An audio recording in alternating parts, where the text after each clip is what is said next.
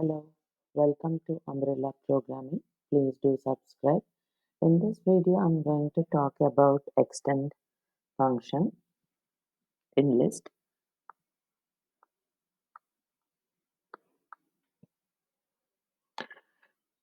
To add elements to a list, we have two functions. One is append function. Append function by default adds values at the end of the list. To add elements at the specified index position, then we'll be going for insert function, index position, comma object. What value wanted to add, so that value will be writing here in place of object, and the index position goes here.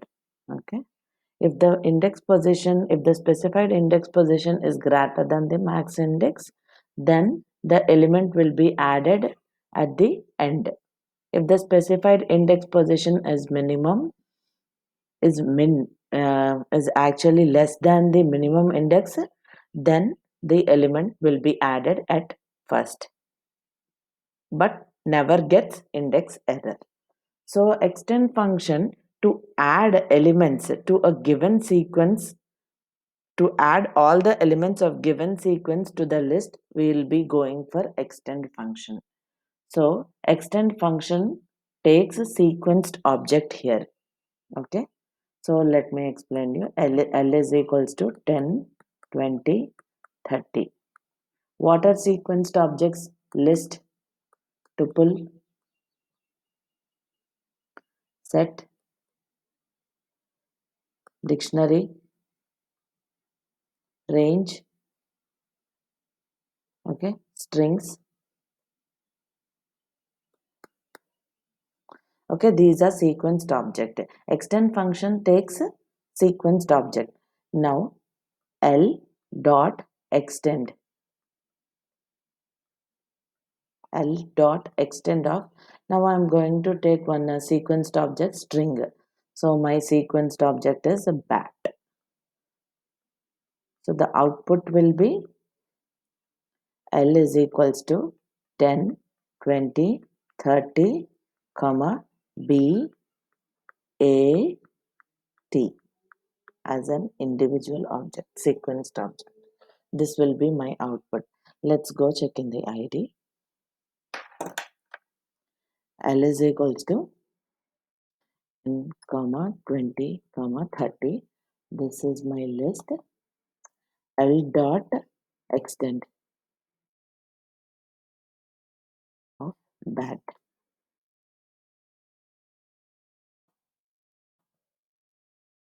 Now print L, print my list. This is the output. So instead of bat, here I'm trying to take range of, okay,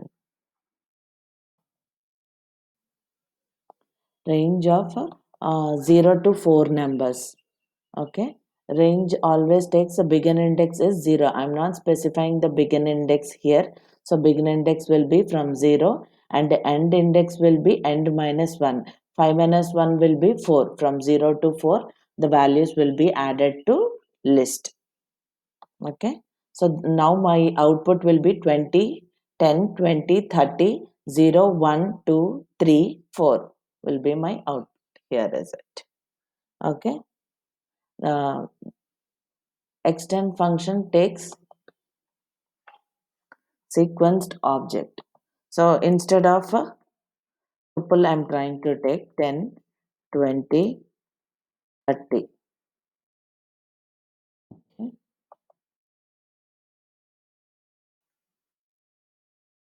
So now instead of this, I'm adding T.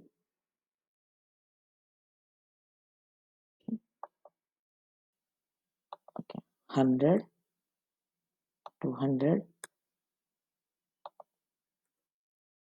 Yeah. Bhuvan. T is equals to 100, 200, Bhuvan, because I took the same value, so I wanted to change it. That's why I changed it, so that you guys can understand. Okay. 10, 20, 30, 100, 200, Bhuvan is my output. Extend function takes a sequenced object here. Okay, this is how it works. So the difference between extend function and uh, append function is, so this is how extend function treats this object here as a sequenced object. But compare it to same example. Now I'm trying to print. Let me comment this line number 3. Okay. L dot append of, I'm trying to take this t here.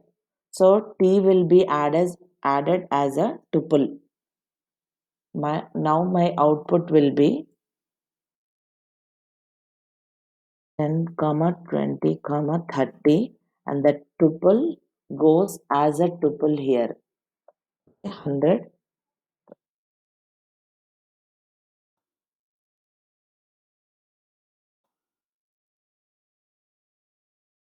200, Bhuvan. The tuple goes as a tuple here. Okay. List within a tuple. This one acts like list within a tuple. This is my output. If I'm trying to add something like bat to the append function,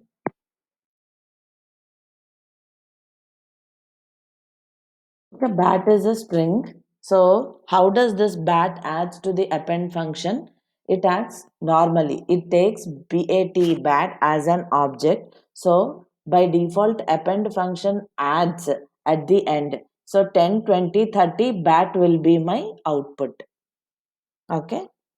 This is how it happens. L dot extend function. Extend function treats this one as a sequenced object. Okay. To add all elements to a given sequence to the list, we go for extend function. Okay. This is how the extend function works. Till now, we have discussed about append function. Append function by default add the values at the end. So insert function takes index position and object. At the specified index, we can add the value. So extend function takes the sequenced object. We can add to a list as a sequence. This is how it works. Extend dot bat 10, 20, 30 is my list. So bat is a sequenced object. So B, A, T added separately. Okay. And now list function. One more function is there, list. So let me consider this one, T. T is of what type? Tuple type. So let me print it and show it to you. Type of T is tuple. Type of T is tuple, class tuple here. Okay. Now, what I'm trying to do is, I wanted to convert this tuple into a list. We have a function called list. Okay. List returns a list object. Okay. L is equals to list. List of, I wanted to convert this tuple into a list. So pass that in the parenthesis, in between the parenthesis of list of T. So now that tuple will be converted into list. Print T. Okay. Now I am trying to print the L. Sorry. Print type.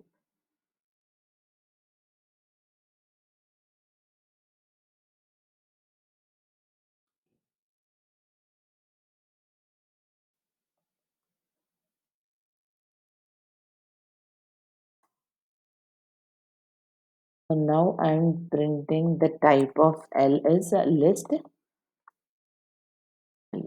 Okay. So type of L will be list type, and I'm trying to print the list again. Okay. Here class list 100, 200, Bhuvan. Now this tuple object I have converted into a list, and it returns, list function returns a list. Okay, a list function converts it and returns in a list object. Okay, this is how we convert into something into a list. Let me take one more example. S is equals to string type. I wanted to take now I wanted to convert this S into a list. L is equals to list of S.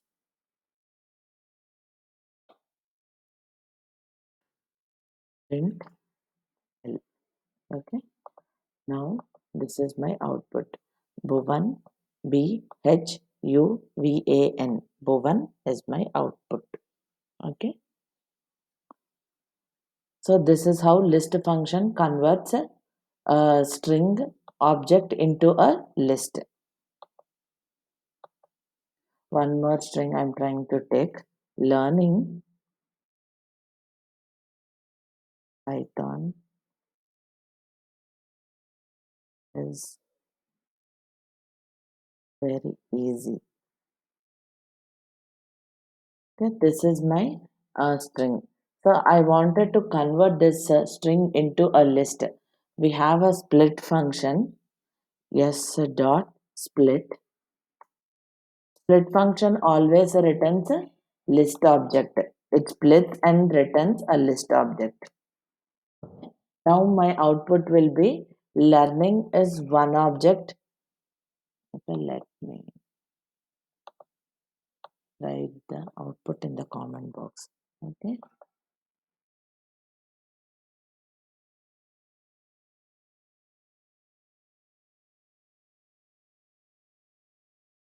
So learning in one object, comma, Python as one object, comma, is one object, comma, very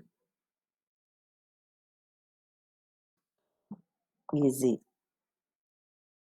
So this is how my output looks like when I'm trying to convert a list into a string into a list. Split function is there in list, so I'm converting this list into a this string into a list by using split function. Split function, when I'm having more than 2 to 3 words in a list, then I can use a split function to convert into a list. Split function always returns a list object. Okay, that's it for this video.